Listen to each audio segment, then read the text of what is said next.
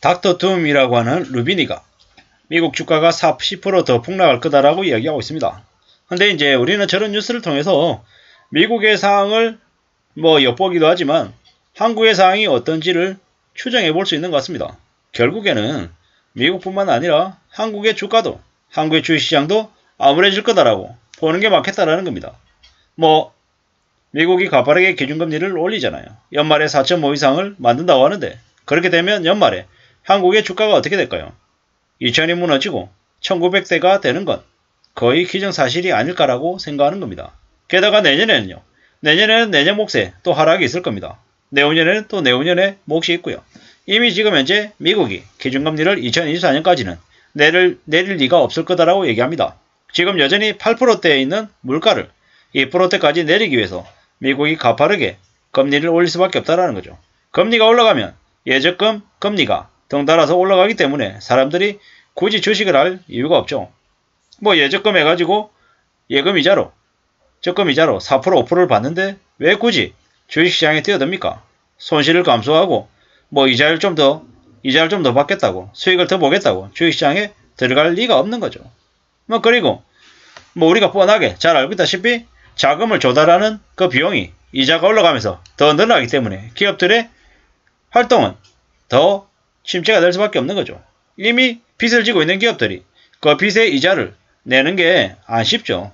근데 이자까지 더 올라가면 부담은 더 커지는 거고 점점 더 기업의 경제 활동들이 더 위축이 된다라고 봐야 되는 거죠. 우리가 잘 알고 있다시피 최근에 물가가 너무 많이 오르니까 사람들이 소비를 극단적으로 줄이고 있습니다. 이런 상황에서 사람들이 소비를 많이 못하면 그 소비의 물품을 파는 기업들의 가치는 기업들의 이익은 매출은 점점 더 줄어드는 거죠. 매우 당연한 얘기라는 거죠.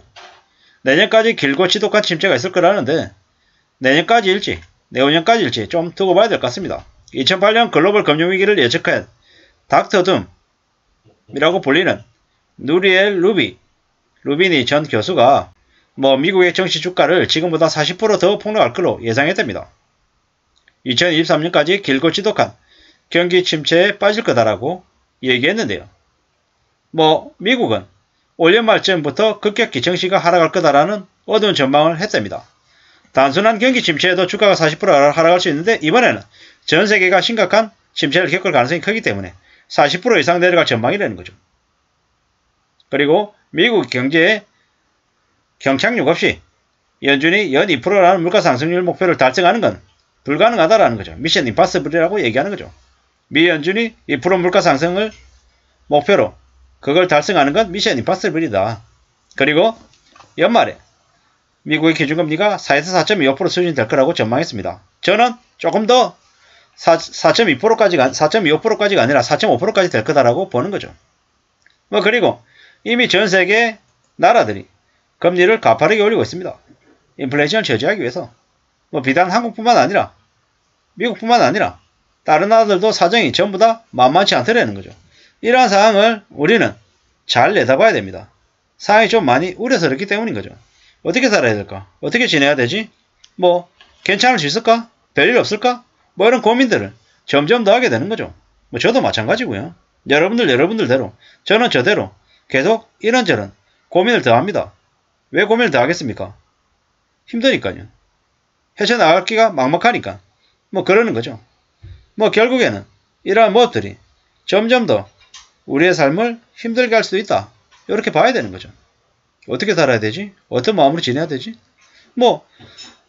부동산은 부동산대로 이미 지금 분위기가 많이 바뀌었잖아요. 기조가. 그걸 현실로 봐야 되는 거죠.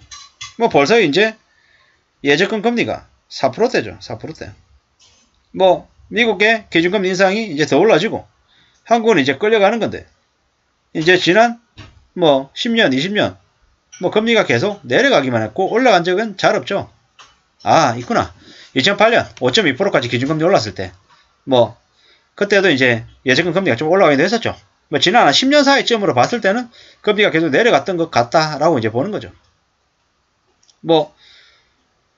이래저래 앞으로 우리가 살아가는 삶의 수준이 점점 더 빡빡하고 점점 더 힘들 거다라고 보는 게 맞겠습니다. 그저 별일 없고 괜찮을 거다. 이런 마음으로 그냥 진행해서는 안 될 것 같다라는 거죠. 이번 경기 침체가 짧고 얕은 침체가 아니라 심각하고 길고 지독한 경기 침체가 될 거다라고 여기 루비니 교수는, 전 교수는 이야기하는 거죠. 1970년대와 같은 스태그플레이션, 경기 침체 속의 물가 상승과 같은 금융위기를 겪을 거다라고 얘기합니다. 루비니는 얼마 전에는 글로벌 증시가 50% 가까이 급락할 것이다. 지금보다 반토막 날 거다라고 봤던 거고. 최근에 40%를 얘기하는데 40%나 50%나 매우 아래로 내려간다라고 이제 봐야 되는 거죠. 잘 생각해 볼 필요가 있는 거죠. 뭘 잘 생각해 봐야 되냐? 미국이 주식이 반토막 나면 한국은요? 한국 더 심해지겠죠? 현재 주가가 2300인데, 반토막이면 1150인 거고요. 조금 더 내려가면 1000이 무너지는, 네 자릿수가 아니라 세 자릿수가 될 수 있겠다라는 생각을 하는 거죠. 언제까지요? 내후년까지요. 제가 생각하는 제 개인적인 전망입니다. 틀릴 수도 있고 맞을 수도 있고. 근데 확실한 건 뭐다? 전체적인 기조 자체가 매우 이제 안 좋아지는 쪽으로 흘러가고 있다라고 말씀을 드리고 싶은 거죠. 루비니 전 교수가 미국의 증시가 40% 이상 폭락할 수 있다. 내년 말까지 길고 지독한 경기 침체가 일어날 거다라고 하는데 이게 내년 말까지로 끝나고 그냥 끝날까? 저는 그렇게 보지 않습니다. 저는 앞으로 이 경기 침체가 23년까지 가고 끝나는 게 아니라 최소 25년까지는 갈 거다라고 조심스레 이제 보는 거죠. 이러한 것들이 점점 더 우리를 좀 더 냉정하게, 좀 진지하게 삶을 마주하라는 메시지로 이제 보이는 겁니다.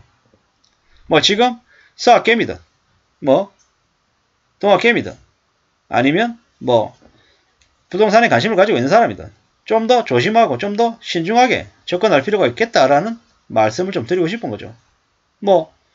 힘들고 어려운 처지에 내몰리는 사람들, 얘네들 큰일 났으니까 그냥 궁지로 내몰려라 라는 말씀을 드리고 싶은 게 아니라 현재 처지에서 지금 현재 당장 할 수 있는 뭔가 대책, 대안 혹은 방향들을 좀 마련했으면 좋겠다라는 거죠. 하다가 나도 모르는 사이에 너무 많이 깊이 빠져가지고 그냥 될 대로 되라는 식으로 나와버리면 안 되지 않겠냐라는 거죠. 힘들잖아요. 어렵잖아요.